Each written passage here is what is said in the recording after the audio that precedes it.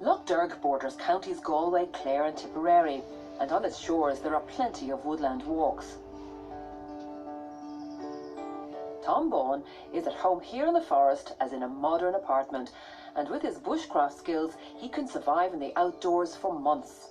Tom is the sort of guy who's handy to have around in times of war and strife. Bushcraft is essentially scouts for grown-ups, the art of surviving in the woods if you had to.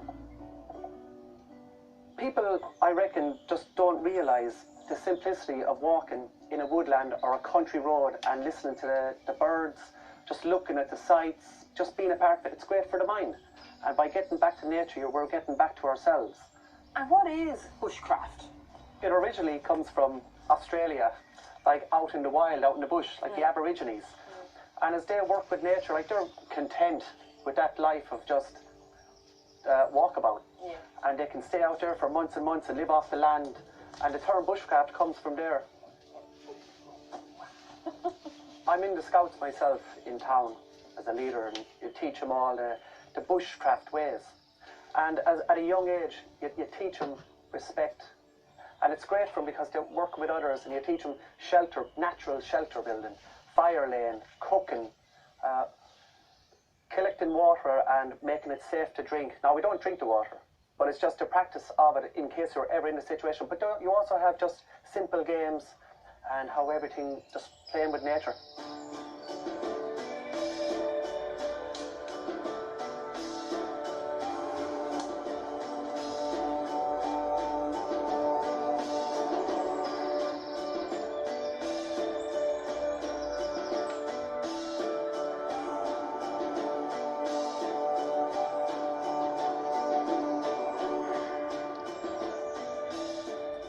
Just on an area like this, Anne, as you can see, we're starting to go a bit of a slope, but rocks like this are extremely slippy. There's moss on them, and there's been a lot of rainfall here yesterday, but it's so easy to actually slip, go down.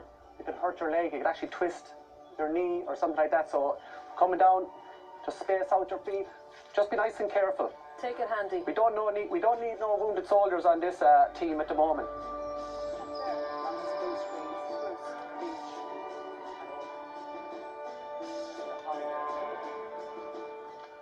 I'm going to start a business, the Woven World Bushcraft.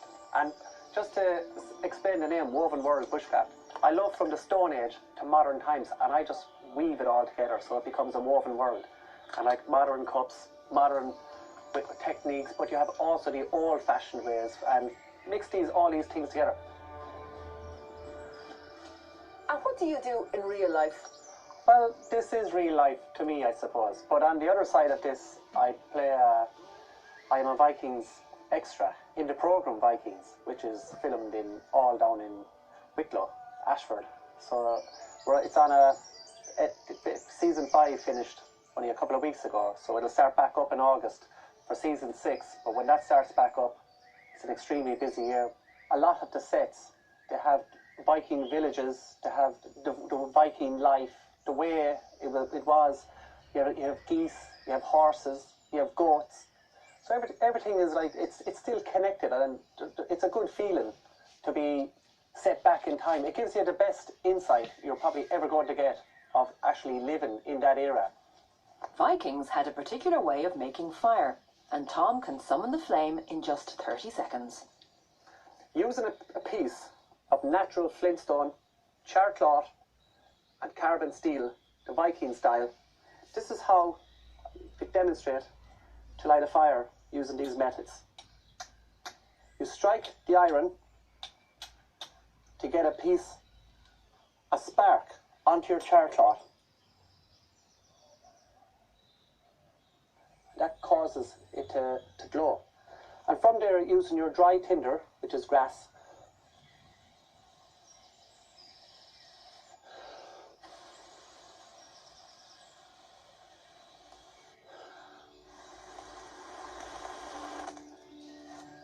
hey presto.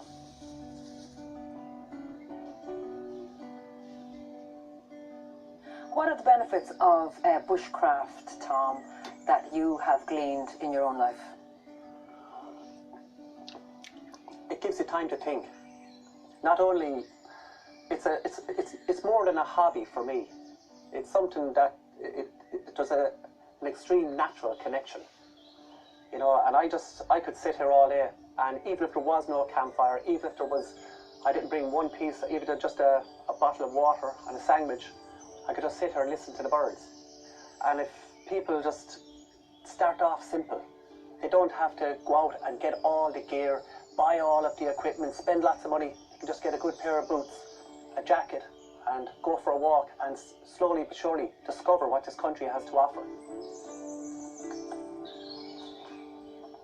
Tom adheres to the leave no trace policy when he's in the woods.